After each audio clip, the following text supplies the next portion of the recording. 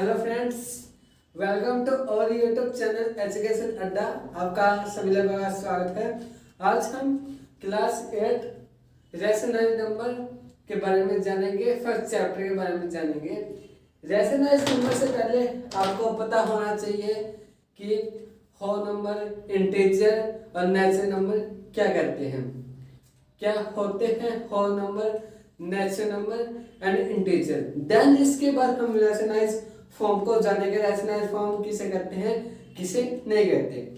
जैसे मान लीजिए नेचुरल नंबर क्या होता है, 1 2 3 4 5 6 जो हमें नेचर से मिलता है। इसका मतलब ये नहीं है कि जो हमें नेचर से मिला कि बनाना, एप्पल, सेब ये सब हो गया। इसका मतलब ये नहीं होता। मैथमेटिक्स के टर्म में जो हमें नंबर लाइन से रिप्रेजेंट होता है उसे हम नेचुरल नंबर कहते हैं।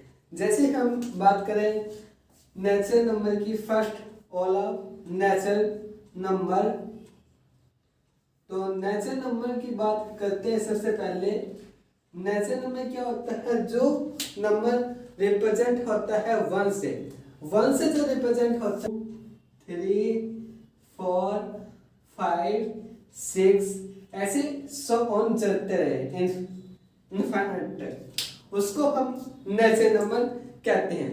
उसके बाद होल नंबर क्या होता है, जो नंबर 0 से स्टार्ट हो, the number which is represent from 0 and so on is known as whole number. तो होल नंबर की डेफिनेशन क्या कहती है, जो नंबर हमें 0 स्टार्ट हो जाए उसको हम होल नंबर कहते हैं। तो 1 2 3 4 एंड सो ऑन इनफाइनाइट तक जो वैल्यू जाए। इनफाइनाइट का मतलब क्या हुआ वहां पर कि आप बता नहीं सकते कि क्या वैल्यू होगी, लास्ट वैल्यू क्या होगी, उसको हम इनफाइनाइट कहते हैं। जैसे मान लीजिए लास्ट वैल्यू का मतलब क्या हुआ, लास्ट वैल्यू का मतलब ये हुआ, अगर मान लीजिए 0 से लेके 1 है तो इसके बीच में पता है कि 0 1 के बीच में कितनी वैल्यू आएगी।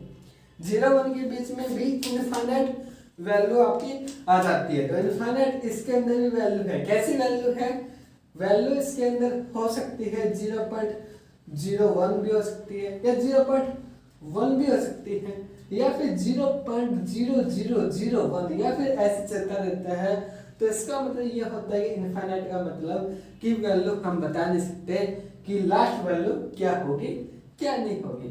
देन हम इसके बाद बात करते हैं इंटीजर नंबर की। इंटीजर नंबर क्या होता है, इंटीजर नंबर वो नंबर होता है जो एक नंबर लाइन पे रिप्रेजेंट हो। नंबर लाइन में रिप्रेजेंट होने का मतलब क्या है, जैसे मैं स्केल की बात कर लेता हूँ। ये जो स्केल आपका नॉर्मली स्केल जो होता है 0 से स्टार्ट होता है, 15 तक आपका चलता है, 15 सेंटीमीटर का। और इसके अंदर वैल्यू होती है, जैसे यहाँ पर मैं 1 मानता हूँ तो इसके अंदर भी 10 वैल्यू होती है। सेम वैल्यू यहाँ पर 2 3 ऐसे करके आपका 15 तक सेंटीमीटर का स्केल होता है। और ऐसे ही अगर मैं, ये तो राइट साइड की बात होगी, ऐसे लेफ्ट साइड में भी अगर मैं बात करूँ तो ये भी 15 सेंटीमीटर होगा। लेफ्ट साइड में भी बिल्कुल जैसे शैडो होती है, बिल्कुल ऐसी होती है यार, ठीक है। तो मान लीजिए ये 0 अगर पॉजिटिव है तो 0 नेगेटिव भी तो हो सकता है। तो 0 हम बता नहीं सकते पॉजिटिव हो रहा है नेगेटिव हो रहा है, तो इसका मतलब क्या होगा कि 0 हमेशा ही हम पॉजिटिव कंसीडर करते हैं, पर हम बता नहीं सकते 0 नेगेटिव हो या पॉजिटिव होता है। इसी प्रकार से यहाँ पर जाएगा 15 तक। This is scale not is number line represent. ये नंबर लाइन रिप्रेजेंट नहीं होगी, ये सिर्फ एक स्केल है। जैसे मैं आपको 15 सेंटीमीटर का स्केल होता है नॉर्मली, मैं उस चीज की ही बात कर रहा हूँ फिलहाल। ये हम बता नहीं सकते कि कितना होगा, कितना नहीं हो सकता। ये नंबर लाइन नहीं है, सिर्फ स्केल की बात कर रहा हूँ मैं। अगर मैं नंबर लाइन की बात करता हूँ, number line which is represent number line. Number line का मतलब क्या हो, जो इनफाइनाइट वैल्यूज है, इनफाइनाइट वैल्यूज है, is positive infinite and negative infinite and centre is 0। Centre consider करता है 0 पे। इसका मतलब क्या हुआ, ये वैल्यू जो आपके जाएगी वो वैल्यू आपकी पॉजिटिव के साथ यहाँ पर जाएगी और नेगेटिव के साथ आपकी लेफ्ट हैंड साइड में वैल्यू चलती रहेगी। This is negative value and this is positive value. पर ये जो जीरो आपने कंसिडर किया है, ये वाला जो जीरो कंसिडर किया है यहाँ पे जीरो, ये आपका हम पॉजिटिव कंसिडर करते हैं, पर ये नहीं बता सकते कि this is value is negative and this is value is positive. तो इंटीजर की और डेफिनेशन अगर आप नंबर लाइन से रिप्रेजेंट करो तो इसका मतलब क्या हुआ, वो नंबर जो हम इनफाइनाइट वैल्यू जाए is positive value and negative value is known as integer. मैं इंटीजर की डेफिनेशन यहां लिख देता हूं। इंटीजर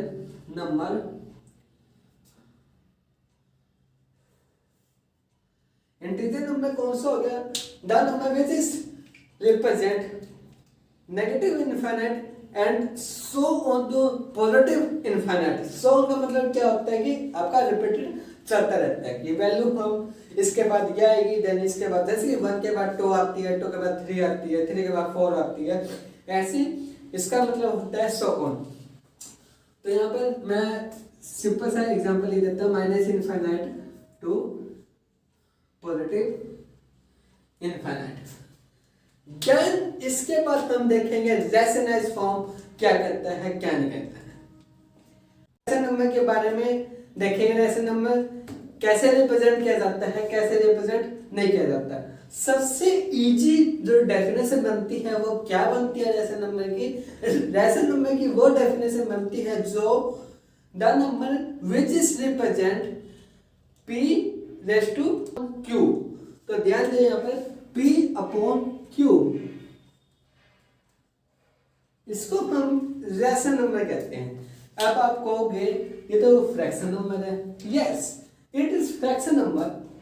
फ्रैक्शन नंबर जरूर है p form to q। p form to q का मतलब ये हुआ, जैसे मान लीजिए एक वैल्यू मैं 2 मान लेता हूँ, एक वैल्यू 3 मान लेता हूँ, it is fraction number. Yes of coarse fraction number है ये। तो जो फ्रैक्शन नंबर होते हैं वही तो रेशनल नंबर्स होते हैं। अगर मान लीजिए ये नेगेटिव में होता, मान लीजिए -2/3 होता, तो it is rational number and it is fraction number. जो नंबर फ्रैक्शन नंबर होंगे वही तो same to same rational number कहेंगे। जैसे मैं डेफिनेशन लिख देता हूं यहाँ पर, rational number the number which is represent p from to q, the number which is represented to p from q।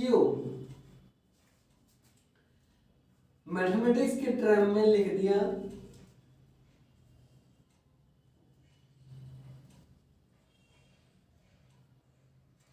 क्या लिख दिया, p अपॉन q।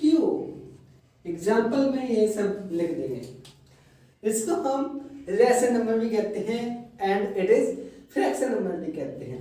देखो अभी जैसे हमने एग्जाम्पल लिया, यहाँ पर एग्जाम्पल लिया है, आप देखना it is positive value and negative value. Yes ये जो रेशनल नंबर है वो आपके दो नंबर में मिलते हैं, पॉजिटिव नंबर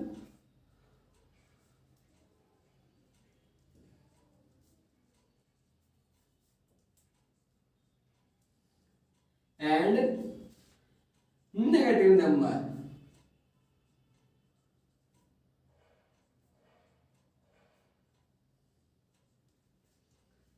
अब मैं मान लेता हूं ये कुछ और एग्जांपल लेते हैं, जैसे मान लीजिए 6 है। 6 क्या ये रेशनल नंबर है, क्या फ्रैक्शन नंबर है?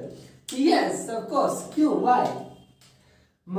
ये मैंने कहा कि 6/1, 6/1, तो ये आपका कितना हो गया, ये 6 ही तो हुआ। तो 6/1 भी आपका रेशनल नंबर है, मतलब 6 भी आपका रेशनल नंबर होगा and it is fraction number and rational number. एक चीज का खास ध्यान रखना यहाँ पर कि मैंने अभी क्या कहा है, P/Q। P/Q मतलब कि Q जो है वो नीचे है, इसका मतलब यहाँ पर ये हो रहा है कि Q जो होगा नॉट इक्वल इज 0। अब कैसे, अब आपको सर ये तो कैसे हो गया, 0 भी रख सकते हैं, 6/0 रख दिया 6/0, तो 6/0 का मतलब ये हुआ कि 6/0 it is infinite not is 0। ये 0 नहीं होगा, ये 0 नहीं हुआ, ये इनफाइनाइट हो गया। तो अब सिंगल वैल्यू में 0 बात करूं, सिंगल वैल्यू 0 देन इज 0, तो 0 it is rational number and it is fraction number. Okay clear. Next topic में आगे बढ़ते हैं, प्रॉपर्टीज ऑफ रैशनल नंबर। तो फर्स्ट प्रॉपर्टी की बात करते हैं, क्लोजर प्रॉपर्टी। क्लोजर प्रॉपर्टी में क्या क्या जानेंगे, जैसे हम एडिशनल, सब्ट्रैक्शन, मल्टीप्लाई, डिवाइड करते हैं, बिल्कुल ऐसे ही इसके अंदर करना है।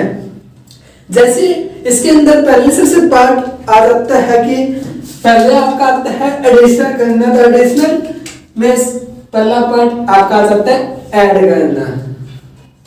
ऐड का मतलब क्या होगा कि हम 2 वैल्यू को या 3 वैल्यू को हम ऐड करेंगे, ऐड करने के बाद वो अगर रैशनल फॉर्म में बन जाता है तो it is closure property. Closure property का फर्स्ट पार्ट होगा।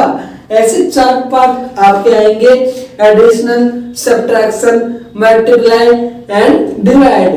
दोनों वैल्यू को हम पॉजिटिव करेंगे, rationalize plus rationalize equal is rationalize बनता है नहीं बनता है वो हम चेक करते हैं।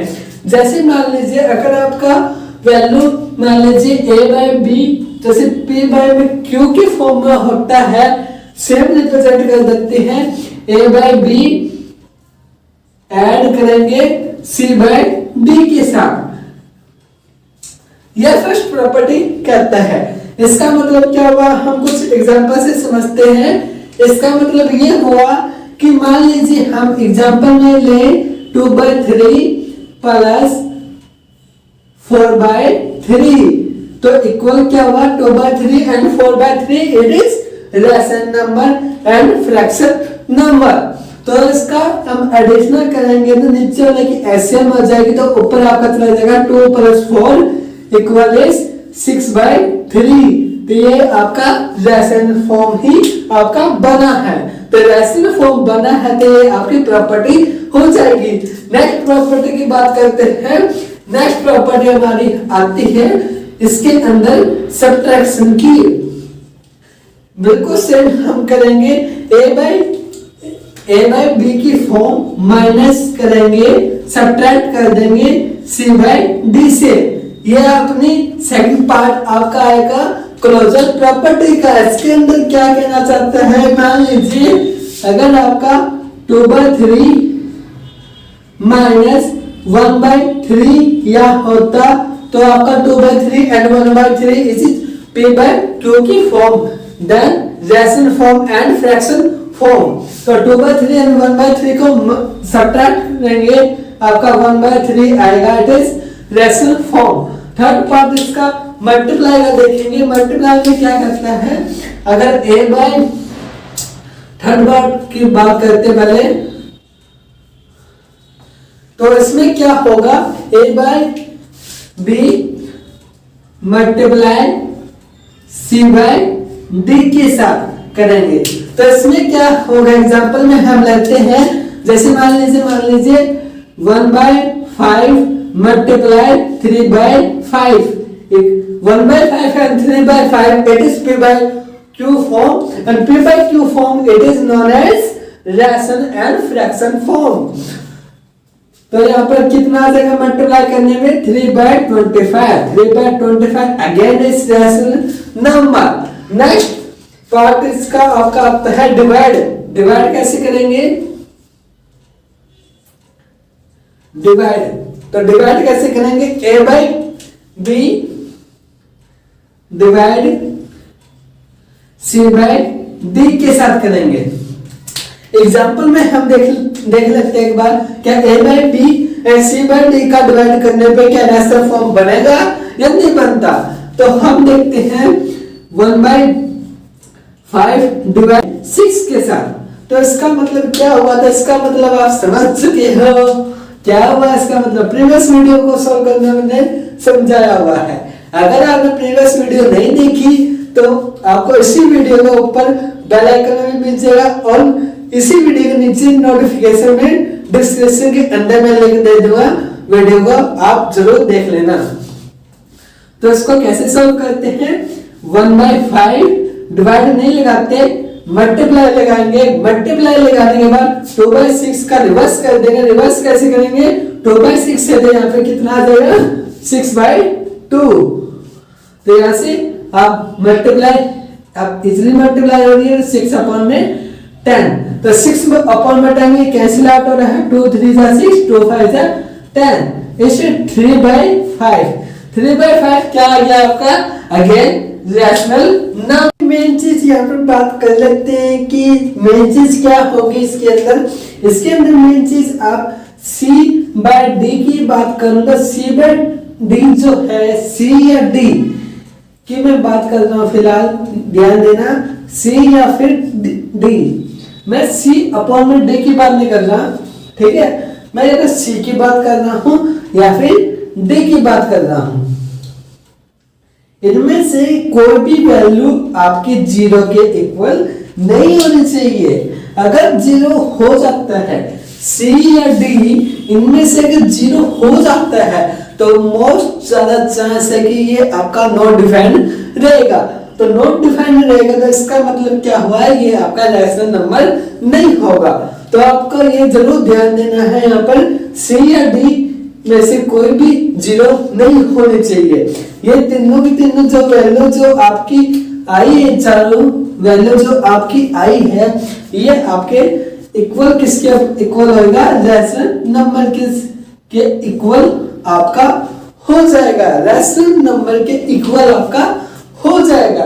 नेक्स्ट प्रॉपर्टी देखते हैं। Next property is commutative property. Commutative property में क्या होता है कि जो चीज लेफ्ट हैंड साइड में होगा वही राइट हैंड साइड में होगा। जैसे left hand side equal is right hand side. इसमें भी हम 4 कंडीशन अप्लाई करेंगे, additional, subtraction, multiply and divide. First में चेक करते हैं एडिशनल में, ऐड करते हैं randomly 2 rational number upon b plus C/D equal होना चाहिए C/D प्लस A/B के इक्वल होना चाहिए। तो आपका ये कम्यूटेटिव प्रॉपर्टी वैरी करेगा, मतलब सेटिस्फाई करेगा। अब एग्जांपल से समझते हैं इस चीज को। जैसे मान लीजिए 2/5 प्लस 4/5 इक्वल हुआ 6/5। अब रिवर्स करेंगे, उल्टा करेंगे, मतलब 4/5 पहले करेंगे प्लस 2/5 इक्वल इज 6/5। मतलब कि A/B प्लस C/D किया तो अपना आया 6/5, it is rational number. And C/D plus का A/B किया तो अपना आया रैशनल नंबर। तो ये जो वैल्यू जो आपकी आई है 6/5 एंड 6/5 इट इज सेम। तो एडिशनल में आपकी कम्यूटेटिव प्रॉपर्टी सेटिस्फाई करती है। नेक्स्ट सब्ट्रैक्शन में चेक करते हैं। सब्ट्रैक्शन में चेक करते हैं, सब्ट्रैक्शन में एग्जांपल लेते हैं। जैसे सब्ट्रैक्शन में कैसे करेंगे चेक, जैसे रैशनल नंबर हम बात करते हैं A/B minus C/D equal C/D minus A/B। B करने पे आपका अगर ये दोनों वैल्यू इक्वल आ जाती है, left hand side equal to right hand side के इक्वल आ सकती है, तो आपकी सब्ट्रैक्शन में कम्यूटेटिव प्रॉपर्टी अप्लाई होगी। अब एग्जांपल से समझते हैं हम कि सब्ट्रैक्शन में कम्यूटेटिव अप्लाई होगी या नहीं होगी। तो 1/5 माइनस 3/5। आप इसको सॉल्व करने पे आपका क्या आएगा, -2/5। और इसी टाइप से मैं अगर 3/5 पहले लेता हूं फिर नेगेटिव करता हूं 1/5 के साथ, आपका सॉल्व करने में 2/5 आएगा। इसका मतलब ये हो रहा है, यहाँ पर ध्यान दे कि एक वैल्यू पॉजिटिव की आई है, एक वैल्यू नेगेटिव की आई है।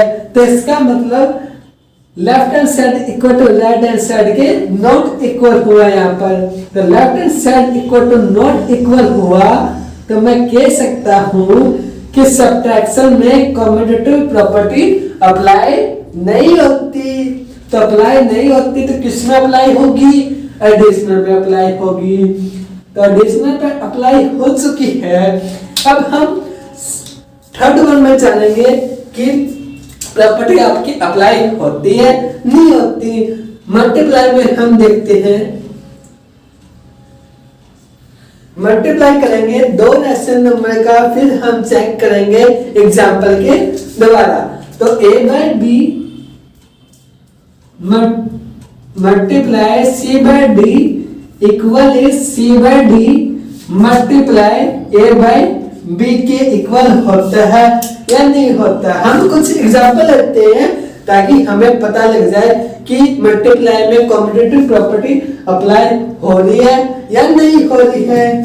तो हम वैल्यू लेते हैं 2/3 मल्टीप्लाई 1/3, सॉरी यहाँ पर मैं आपको 4 ले लेता हूं।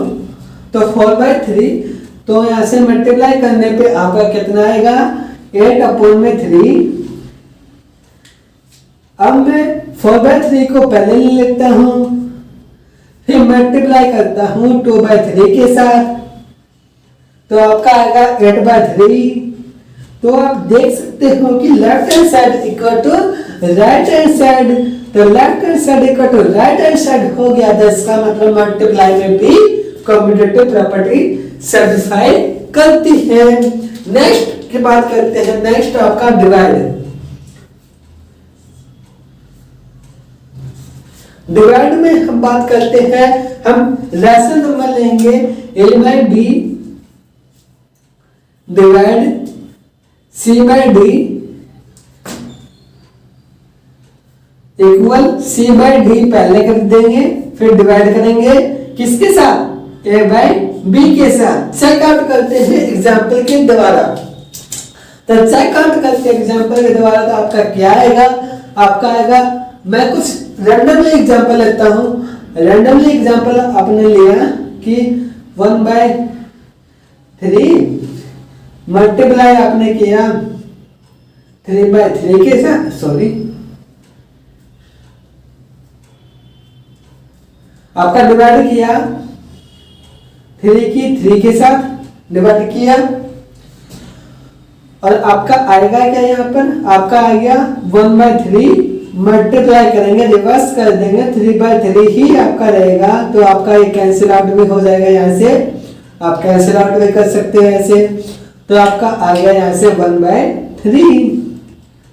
हम पहले अब बात करते हैं c/d की। This is left hand side, ये वाली तो वैल्यू है ये आपकी आई है लेफ्ट हैंड साइड वाली। अब हम राइट हैंड साइड की वैल्यू बात करते हैं, तो आपका 3/3 पहले आएगा, 3/3 पहले ले लिया, फिर डिवाइड करेंगे 1/3 के साथ। आप कुछ भी रैंडमली एग्जांपल लेके सॉल्व देख सकते हो कि आपकी कौन सी प्रॉपर्टी में एडिशनल में कम्यूटेटिव प्रॉपर्टी अप्लाई हो रही है, या सब्ट्रैक्शन में अप्लाई हो रही है, मल्टीप्लाई में हो रही है, डिवाइड में अप्लाई हो रही है, या कुछ भी रैंडमली एग्जांपल लेके सॉल्व कर सकते हो। तो यहाँ से मैं करूंगा 3/3, फिर मल्टीप्लाई किया, मल्टीप्लाई करने बाद रिवर्स हो जाता है, रिवर्स होने के बाद आपका ये आ गया, और यहाँ से फिर कैंसिल आउट किया तो आपका आ गया 3/1 जो कि equal is 3। This is right hand side, ये आपकी राइट हैंड साइड हुई है। तो ये आप देख सकते हो कि left hand side equal to not equal is right hand side कि आपकी इक्वल नहीं आई है, left hand side equal is not equal is right hand side के। इसका मतलब यहाँ पर मैं कह सकता हूं कि आपके डिवाइड में कम्यूटेटिव प्रॉपर्टी अप्लाई नहीं हो रही है। तो कम्यूटेटिव प्रॉपर्टी अप्लाई किस में हो रही है? एडिशनल में एंड मल्टीप्लाई में। आपकी कम्यूटेटिव प्रॉपर्टी एडिशनल पे और मल्टीप्लाई में अप्लाई हो रही है, लेकिन सब्ट्रैक्शन पे और डिवाइड में अप्लाई नहीं होती है। Next property is associative property. Associative property में क्या होता है? इसमें यह होता है कि कोई भी रैंडमली 3 नंबर होते हैं। जैसे मैं आपको एक बार समझा देता हूं। जैसे मान लीजिए a प्लस बी प्लस सी, सबसे पहले हमने a को छोड़ दिया, b प्लस सी को हमने ऐड कर लिया और वो इक्वल होना चाहिए। a प्लस बी को हमने ऐड किया और c को छोड़ दिया। अगर ये इसके इक्वल हुआ, ये इक्वल होता है तो उसको हम एसोसिएटिव प्रॉपर्टी कहते हैं। तो इसमें हम अब रैशनल फॉर्म में देखेंगे कि ये एप्लीकेबल होगा या नहीं होगा। वो 4 केसेस होंगे अपने पास। मैं आपको डायरेक्टली बता रहा हूं कि किस किस में एप्लीकेबल होगा नहीं होगा, क्योंकि यहाँ पे 3 नंबर है।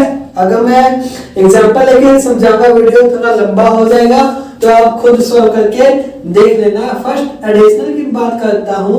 एडिशनल में क्या होगा, मैं यहाँ पर एग्जांपल आपको बताता हूं। रैशनल की फॉर्म में जैसे a बाय बी आपका हुआ प्लस का c by d plus a by f।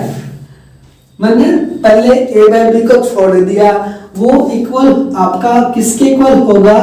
आपका इक्वल यहाँ पर हो जाएगा a by b plus c by d को किया और a बाय f को छोड़ दिया, तो वहां पर आपका एप्लीकेबल होगा। आप देख सकते हैं यहाँ पर, मान लीजिए अगर यहाँ पर आपका रैशनल फॉर्म में 2 होता है, 3 होता है, 5 बन गया, तो यहाँ पर आपका ये तो 5 हो गया। और यहाँ पर मान लीजिए 1 ही बनता, a बाय b को 1 ही मानते हैं, कंसीडर किया तो 5 प्लस 1 6 इक्वल 6। तो आप ऐसे सॉल्व कर सकते हो। मैं वैसे बताता हूं किस में एप्लीकेबल होगा किस में नहीं होगा, आप एग्जांपल से सॉल्व जरूर कर लेना। नेक्स्ट पार्ट में हम देखते हैं सब्ट्रैक्शन। सब्ट्रैक्शन में क्या एप्लीकेबल होगा या नहीं होगा।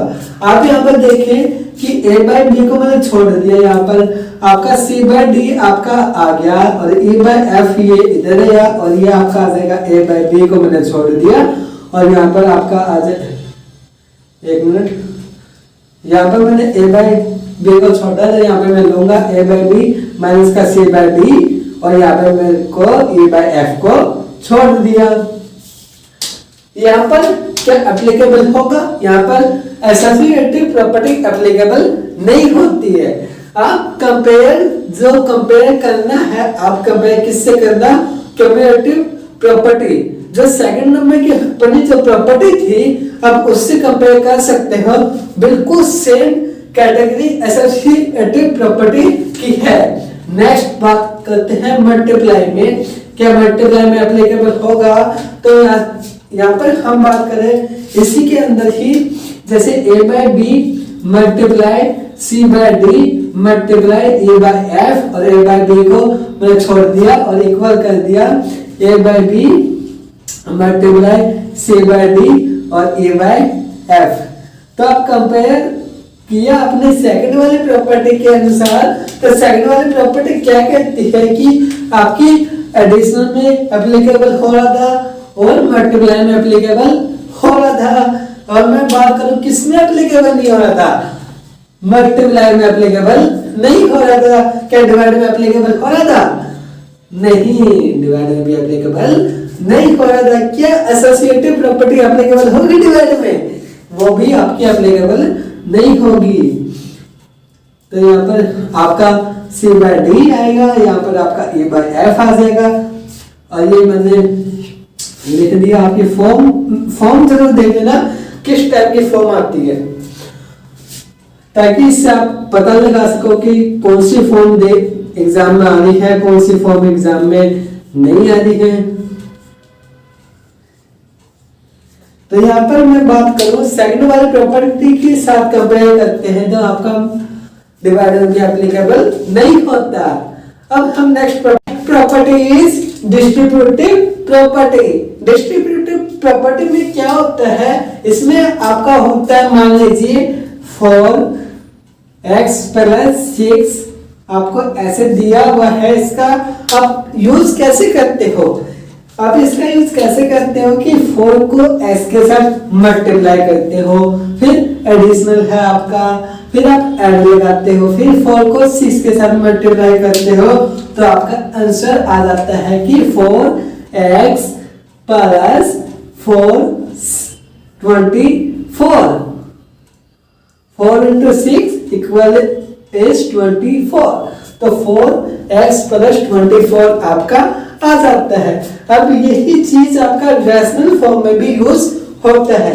कैसे यूज होता है, मान लीजिए यहाँ पर आपका है कि a/b bracket c/d positive e/f आपका क्या हो जाएगा, आपका बिल्कुल सेम चीज ऐसे ही आपकी होगी। आपकी a/b जो आपको दिया हुआ है a/b, आप इसकी मल्टीप्लाई इसके साथ करोगे, फिर ऐड लगाओगे, फिर इसकी मल्टीप्लाई इसके साथ करोगे, तो आपका क्या हो जाएगा, आपका हो जाएगा a/b मल्टीप्लाई c/d। बीच में आपका पॉजिटिव वैल्यू है तो आप पॉजिटिव वैल्यू लगा दोगे, फिर a/b मल्टीप्लाई आप करोगे e/f के साथ। अगर यहाँ पर ध्यान देना, अगर यहाँ पर नेगेटिव होता है यहाँ पर, तो आपकी प्रॉपर्टी वैरी करती, डेफिनेटली करती वैरी, सिर्फ यहाँ पर नेगेटिव निशान आ जाता है। यार मान लो ऐसे होता है कुछ वैल्यू, मान लीजिए 2x + 3, तो इसका मतलब क्या हुआ यार, इसका मतलब 3x तो हुआ, मतलब 6x तो हुआ, मल्टीप्लाई दो या मल्टीप्लाई लगाओगे, सिंपली सॉल्व हुआ। लेकिन ये प्रॉपर्टी डिस्ट्रीब्यूटिव प्रॉपर्टी में इंक्लूड नहीं होती है। अगर यहाँ पर मान लीजिए डिवाइड होता, मान लीजिए कि यहाँ पर डिवाइड होता तो क्या होता, मान लीजिए डिवाइड होता है ऐसे होता है x / 3, तो इसका मतलब क्या हुआ, इसका मतलब तो ये हुआ ना कि 2x डिवाइड लगाना नहीं है, मल्टीप्लाई करो, 3 का इनवर्स 1/3 कीजिए, 1/3 करने पे आपका क्या आ गया, 2x/3 आ गया। ये तो यार हद हो गई, ये भी आपकी कम्यूटेटिव प्रॉपर्टी नहीं है, डिस्ट्रीब्यूटिव प्रॉपर्टी नहीं है, सॉरी, यहाँ डिस्ट्रीब्यूटिव प्रॉपर्टी नहीं है। तो ये तो सिंपली सॉल्व कर देना ये चीज। तो कभी आप सोचो ये एप्लीकेबल किसमें एप्लीकेबल हो रही है, एडिशनल एंड सब्ट्रैक्शन में एप्लीकेबल हो रही है, मल्टीप्लाई डिवाइड में एप्लीकेबल नहीं हो रही है। यहाँ पर सिंपली सॉल्व हो रहा है। तो अच्छी लगी तो वीडियो को लाइक जरूर करना, हम नेक्स्ट वीडियो में जरूर मिलेंगे, तब तक के लिए बाय टाटा, टेक केयर।